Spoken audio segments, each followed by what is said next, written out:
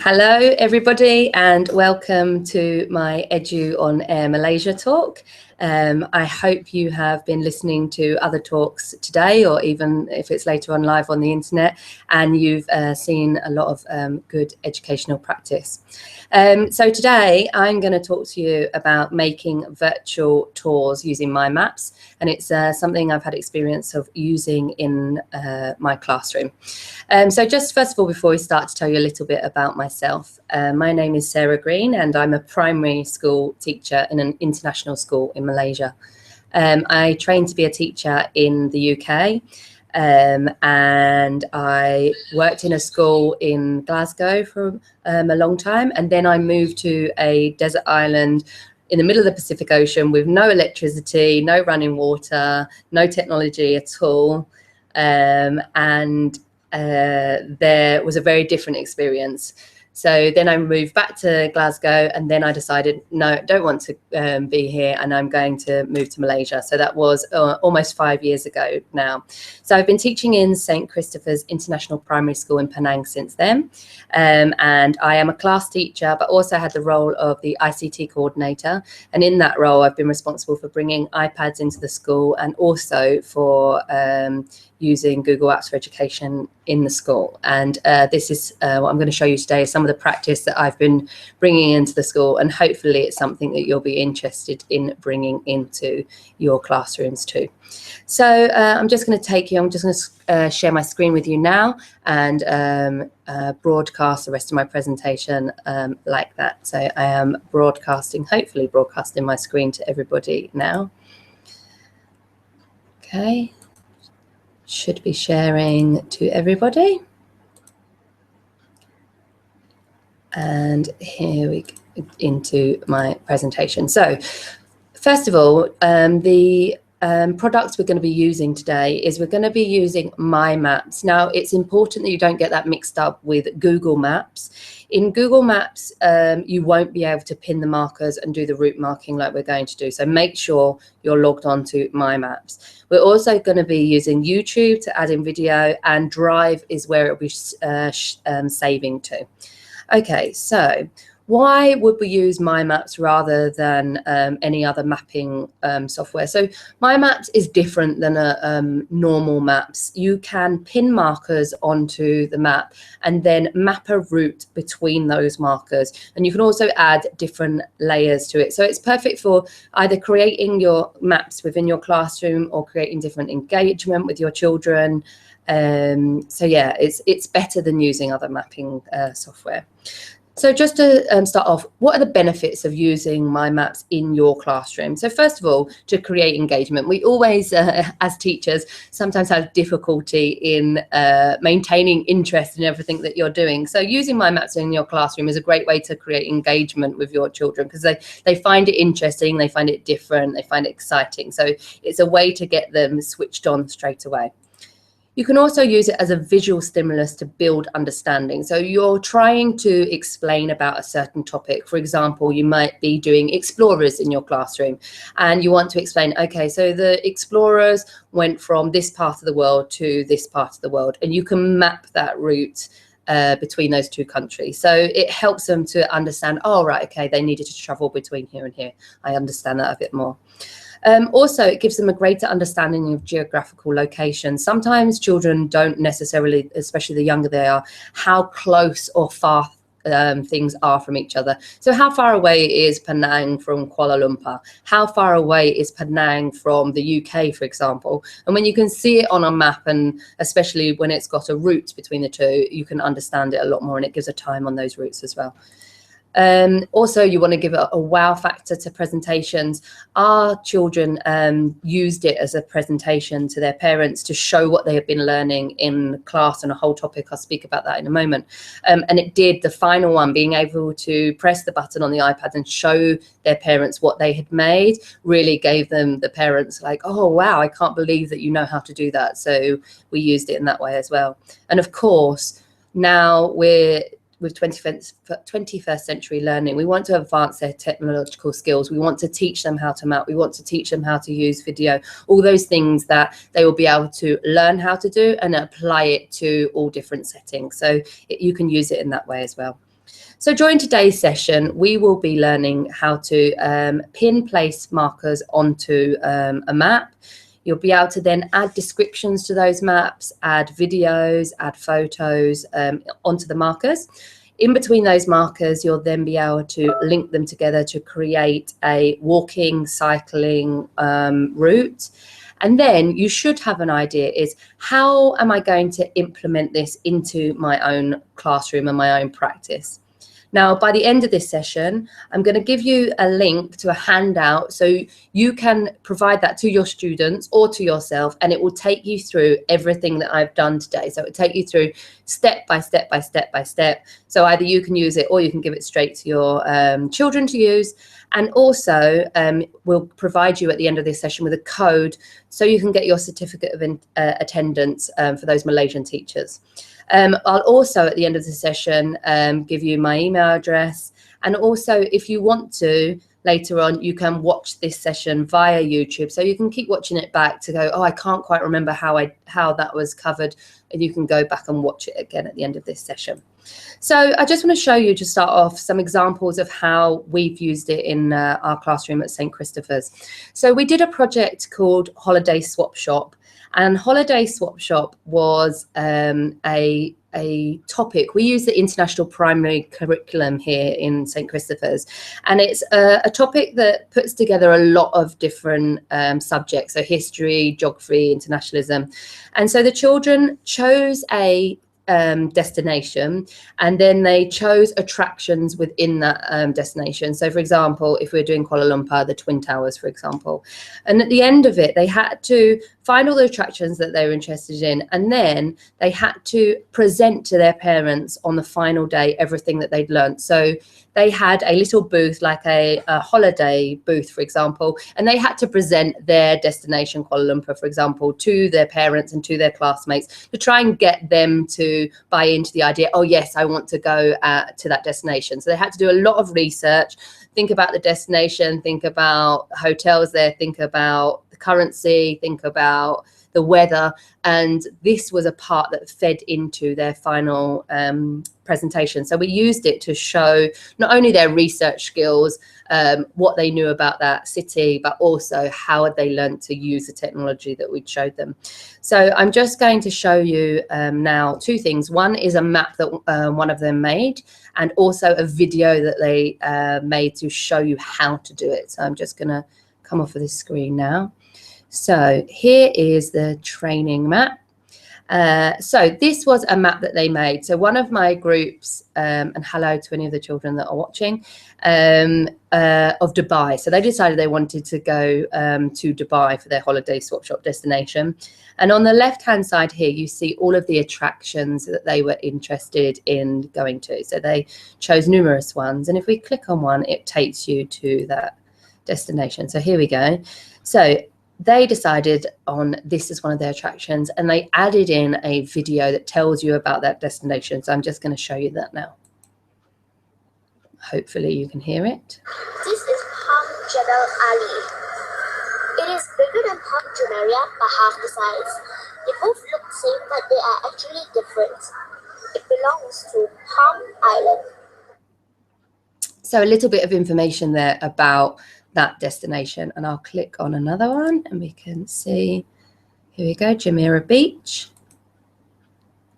Oh, no, not on that one because that video is private. Okay, let's go down. Should work. Oh dear, it's not working today. Okay, not to worry, we'll watch another one then.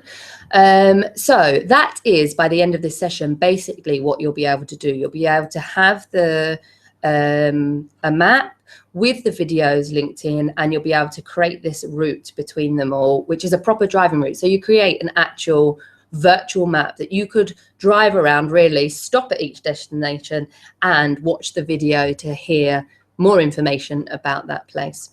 And the children also, at the end of the topic, made videos of how to do that, which is exactly what I'm going to be showing you about today. So here you go, and you can see that 10-year-old children can probably do a better job than me. Let's lead into theirs. Here we go.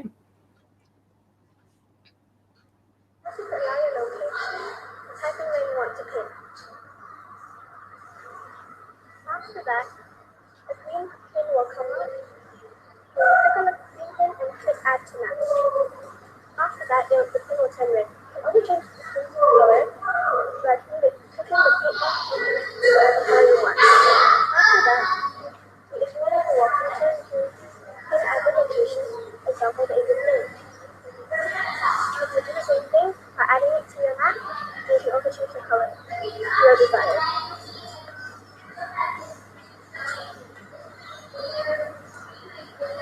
After that, you can add lines between the two areas by clicking the three dots and clicking add to map and shape, click two places, and then it will come up. That's how to add a YouTube video to the pin. First, you click the pin, and then if it come out like this, then click the camera picture, and then it will come out like this. And then click YouTube URL, and then go to your own YouTube channel, and then select one video. And then after that, you copy the link of it, select all, copy, and then go back, and then paste it. After that, you have to save it, and then it will come out like this. Finished. Okay, so there you heard from the children in my class showing you what they've been able to learn in order to do this, and that's what we're going to be focusing on today. But just very impressive. They were at that point 10 and 11 years old, and they have managed to do it. So if they can do it, I am certain that you'll be able to do it in your classrooms as well. So just to start us off now, I'd like to just ask, and you'll be able to type questions onto your screen. If you're watching this live, of course, not later on. So I just want to ask, how many of you have used any sort of mapping tool in your classroom? Maybe you're a primary teacher like I am. Maybe you're a history teacher, when of course you've probably used maps in your classroom. Maybe you're an English teacher. Do you use mapping tools in your classroom at all? Let us know about that as we go along. So we're going to start on our first section now. And the first thing we're going to learn about in section 1 is pinning place markers onto your map. So we're going to do that now. Now, the first thing you need to do is open MyMaps. So this isn't the same as Google Maps. So make sure you are typing in MyMaps. And it will come up, MyMaps Google. There we go. And when you first get it, you will come up with these two options, create a new map or open a map. So you click on create a new map, and it will come up with a little search bar eventually. There we go. It's loading up now. So in the search bar, you are going to choose somewhere that you want to map. So that totally depends on what the focus of your lesson is. So I am going to type in, first of all, that as I'm in Penang, the first destination I'm going to map, let's go and to Kekloksi. So you can see as I start to type it in, it will come up with a box of all the options that they think. So I'm going to click here on Kekloksi Temple, the first one there. And as you can see, it adds a green marker. Now, this is not fully added to your map yet. You have to then, it's saying, okay, is this the place that you want? And you say, yes, this is what I want. I want to add it to my map. And you do that by clicking this button here. Okay, and you will know that it has done that when your marker changes color to a red marker, and it comes up here with a red marker on the left-hand side underneath your layer. So you can change this to any color, the marker that you want. So I'm going to change it to a blue marker, and you can also change it to any icon shape that you want. So maybe use a certain icon in class, or maybe you're just to have fun with the children. So I'm going to change mine to a star. Okay. Now, that is all you need to do to add a marker to a map. So now I can close that one, and the star will stay there, and it's definitely there. So in order for the rest of my presentation, I need to mark a few places. So somewhere else in Penang, let's go and visit we want to visit the Blue Mansion, a very famous destination here in Penang. There we go. It's pinned it to the map there for me. Again, green marker. I add it to the map. It changes red. I'm going to come up here, hover on here, The paint option comes up. I want it in the same color and I want it in the same marker. You do not have to have the same color or the same marker. It is totally up to you. That is a personal choice. I just like them to be the same. And just for the sake of it, I'm going to map one more. So you should know by now, I go up here. There's the botanical gardens I was looking for. I click up here, green marker, add to map, it goes red. If I go up here to this side, click on the paint button, it's blue. And then I change to the star button here. And there we go. So my 3 markers are on my map. There we go. And we're going to come back to those in a moment. So that should have been pretty easy. Nothing too hard happening in that section. So I just want you to think about now, for those of you either watching live or you're watching on YouTube later, think about a destination that where would you like to go in the world? Maybe a holiday destination. Maybe you've always wanted to go to New York or something, for example, and just write down 3 to 5 attractions you'd like to visit while you are there. Maybe it's in a country, maybe it's in a city, and just jot them down. If you do that now, it will help you when you come to the end of this. I suggest that you then have a practice and a play on what we've learned now. So if you think about that now, you can come back to those and have a go at mapping them at the end of this session. So we are now going to look at, this is the longest section now, is adding photos or text or video to your map. So we're going to go back into the map that we looked at earlier. So here is our map. Now, our map hasn't got a title. So first of all, you probably might want to go up here to where it says Untitled Map and click on it. And I'm going to change it to Penang Virtual Tour. And that's so I can find it later on when I save it. And you can add a description if you like, but I'm just going to click Save. And you'll see, there you go, it's changed its name up there. And it says all changes saved in Drive underneath. That means you will be able to find your map in Drive later on. It saves automatically into your Google Drive. So we are now going to look at adding a video and text and things to these markers. So you can click on any one of these or you can click here. So I'm going to click to Ketloxy. Now, if I want to edit it, I go to this little pencil button down here, which is probably familiar to all of you. Now, say you are an English teacher and you want to get them to write about Ketloxy. In this box that comes up, you could just get them to type what they know. Ketloxy Temple is found in Ayatam in Penang. Then blah, blah, blah, blah. It doesn't really matter what they write there. And you can just make sure they click save, because if they don't click save for this one, it will disappear. Okay, so there we go. Anything they write in there will save in this box here. You can also, if you don't want the details from Google Maps there, that is the direction, and to view it in Google Maps, you can just remove it there. You can't get it back again afterwards, I don't think. So here we go, Ketloxy, and you're typing.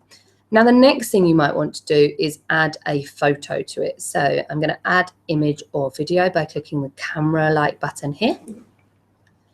And I'm going to Google image search. Now, you can add your own images in, but I'm going to search for one. So Ketloxy Temple, and I'm going to write Creative Commons to make sure it's an image that I am allowed to use. And you should be talking to your students about making sure they use images that they're allowed in this modern world. That's quite important that they do that. So here we go. Here are a lot of pictures that we can see of Ketloxy. Now, you can edit that by color. So if you want a certain shade within it, there you go. The pink ones are very different to the multicolored ones, or a black and white one. Again, we probably don't want those ones. So you might want a night one, which has got more black in it, for example. There we go. I like this one a bit lit up at night. So here we go. And you click on that and it makes a blue tick, and you click select. And there we go. It pops it in there for you. If you decide that you don't want it, you can then click the bin button here.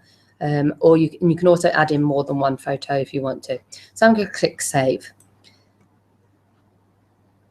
So there we go. So you might find if you are using it to teach English, once they've got the photo there, that might help a lot to stimulate their imagination. So suddenly they go, oh yeah, I can say, during Chinese New Year,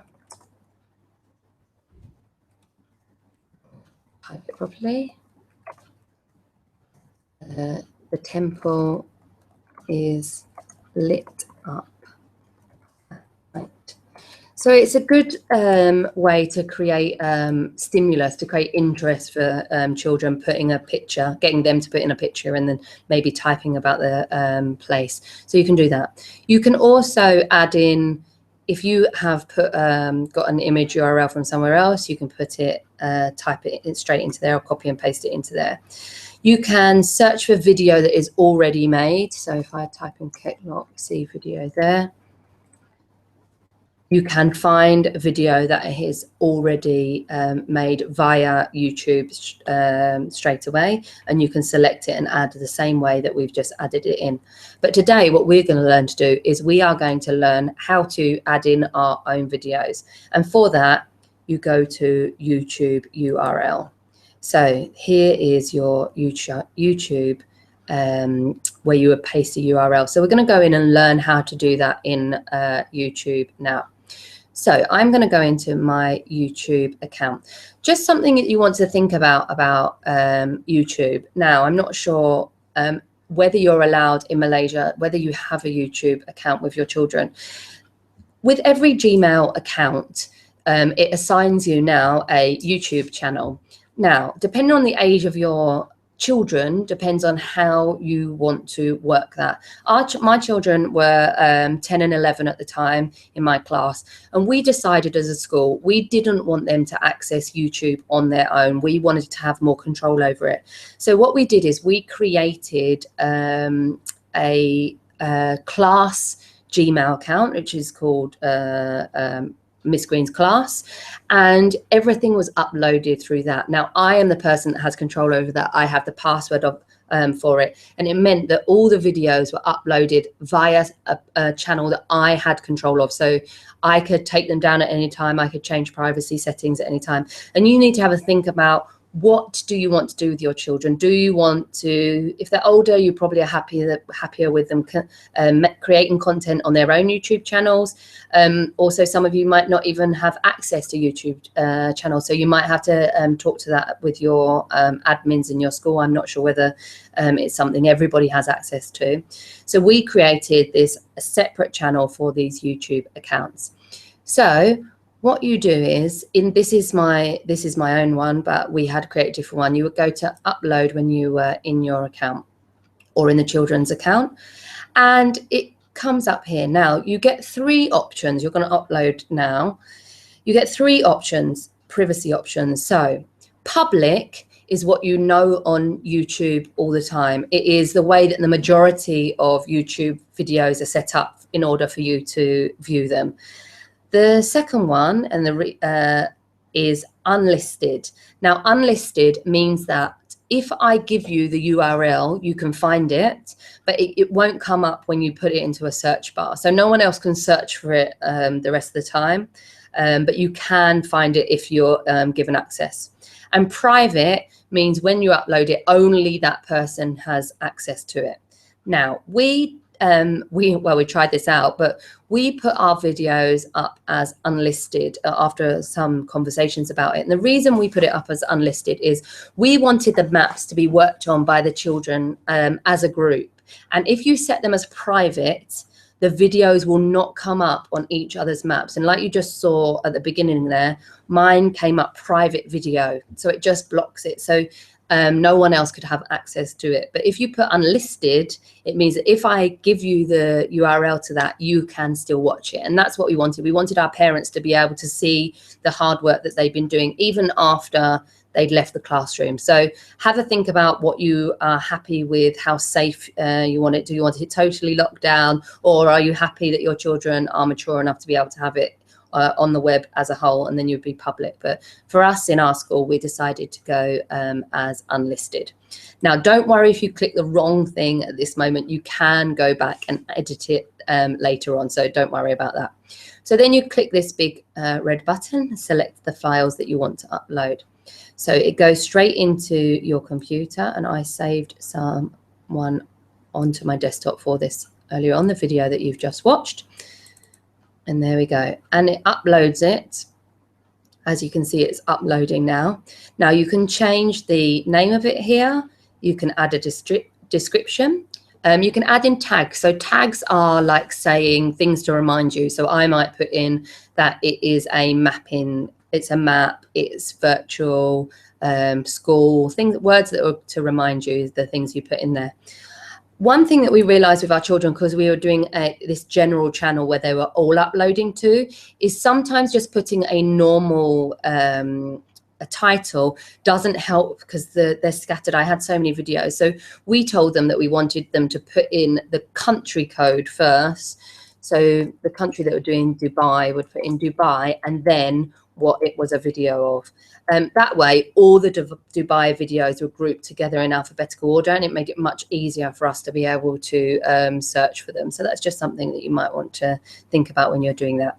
Now here on the side here, you can see the word unlisted. That's where you can change it if you've loaded it up to the wrong channel. And you can have playlists as well, which you can change there. So as you can see, it is processing. It's almost done. And I just want to click done to confirm.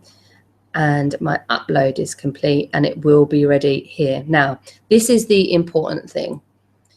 This URL is the part that you want to copy. So there you go. You can see my video there. It gives me this link. And you want to copy that. So just highlight it with your mouse.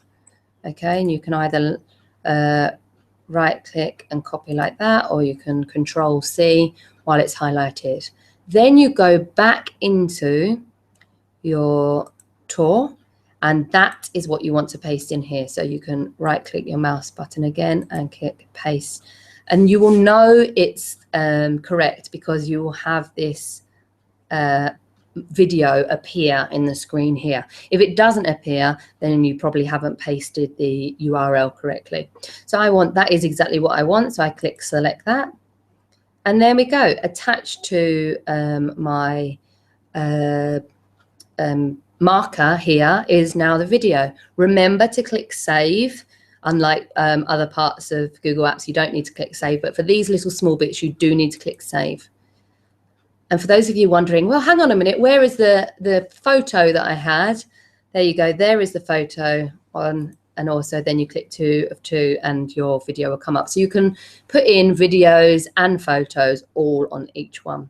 So that is how you add in your own videos, which was adding another layer to their technological skills, really. So what the children did was they did their research, they found out about these places. In our classrooms, they filmed these on the iPad. So they learned how to film on the iPad, do these voiceovers, edit using iMovie, and also then upload them to YouTube, which a lot of valuable skills that they had there.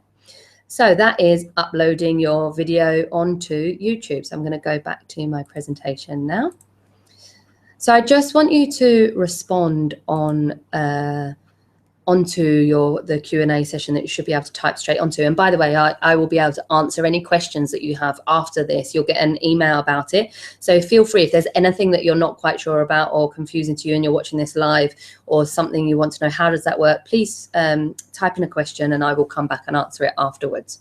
So I just want to ask people, does your school allow your students to access YouTube at all? And also, if you are allowing them to access, do they create the content for YouTube? Are you at that stage? Are you allowing them to create things? Because we know with Bloom's taxonomy, it's a higher level skill to be able to create things. So are you allowing them to do that, or is it mainly for searching for other people's content? So we are now going back into our final stage of our mapping, and this is the linking the markers together using a route map. So I'm going to go back to our map here, and here you go, back to our Penang virtual tour. So we have our markers down the side. Here we go. Not all of them have photos on, but you can add photos. A good thing to do is to zoom out. I'm going to close that down. Is to zoom out so you can see all your markers on one screen. It makes it much easier to do what we're going to do next. And you go up here to, here we go, draw a line. And if you click on it, you can add a driving route, a cycling route, or a walking route. So it totally depends what you're doing in your class. If they are going to do a virtual tour that they could drive around, obviously you want a driving route. It depends how close your destinations are. If you're walking around Georgetown, for example, you might want a walking route. But for us, the best one is a driving route. So you click on that. Now it comes up, it's just organizing that at the moment for us. And you will know that it has come up because you will see, you saw my marker change from a hand to a cross there on the screen. So you know that is it working. So you go and hover over one of the destinations. So try and think, what's the best route? So I'm going to go from this one to this one to this one. So I'm going to start at Iratam. And if I hover over it, my Keklok C marker, you can see it gets a little white circle around it. That means, yes, I am on that destination. So I click. And it will come up with A. And then you take it to the next marker. And as you can see, several routes. You can change the route depending on where it is. And the white circle comes up and it will choose the best route for you, depending on where you go. And there we go. I want to click it. There is my marker B now. Now, it only goes between those two locations. If you want to add another one, which we do, we've only got those two now, you go back over here and you add a destination. You can keep adding as many destinations on your route as you want to. So I'm going to click add a destination and it goes, that means it's already at B and I want to go to C. And there we go. There's my white ring around it. And there you go. It has mapped my car route between my three destinations. Now, you know, if it's done that correctly, you go to these three dots, the layer options, click on that, and you can name that layer, delete it, or give you step-by-step directions. So there you go. I want to drive between those destinations.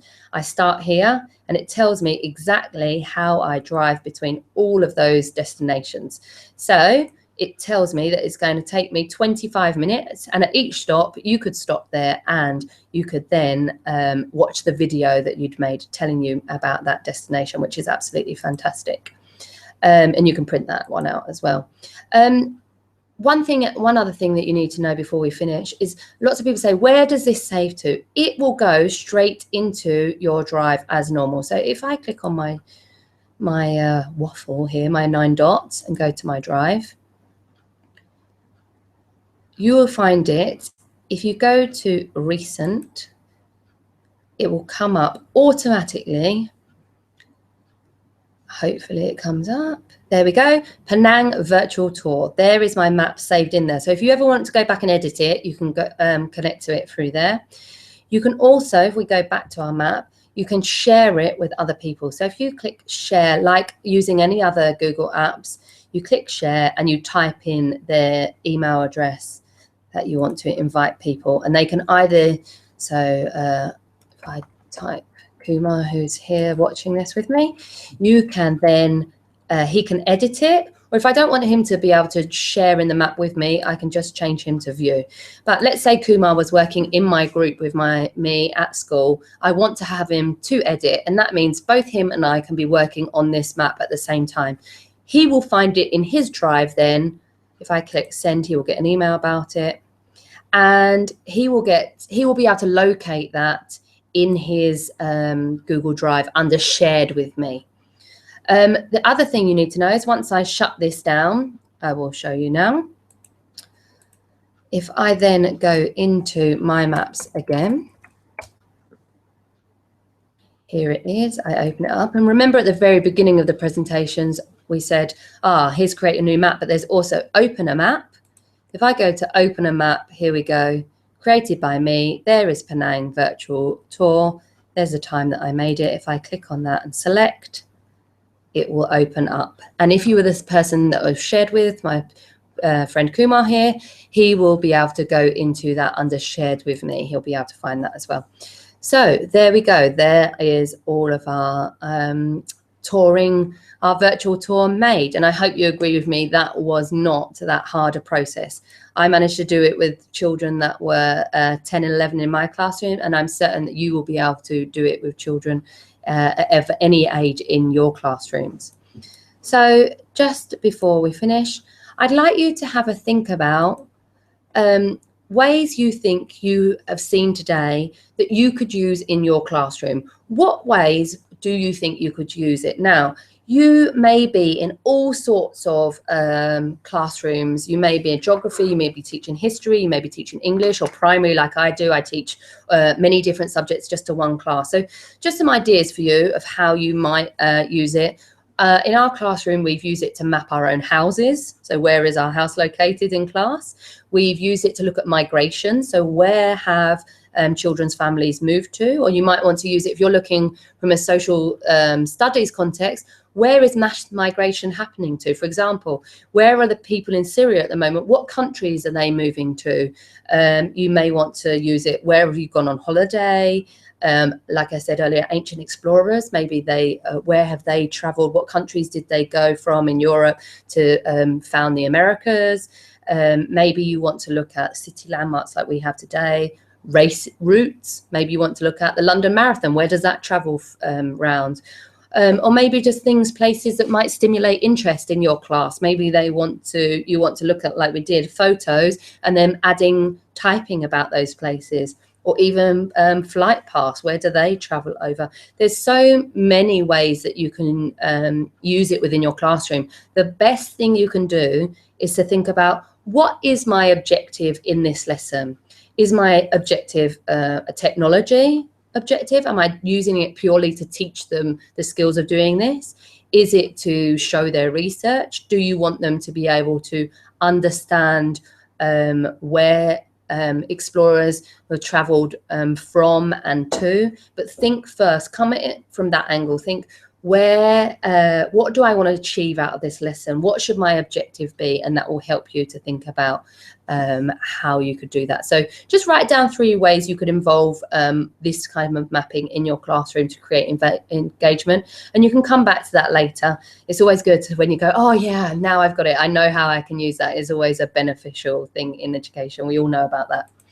So just in summary, you can now pin those place maps markers onto a MyMap.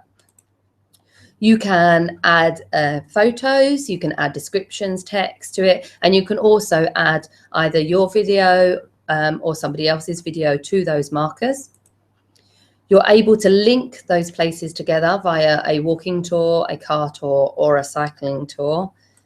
And hopefully you now know how you could implement this into your own classrooms, which is the whole point of watching this talk. Hopefully you get that little golden moment where you're like, oh yeah, I want to try this out in my classroom now.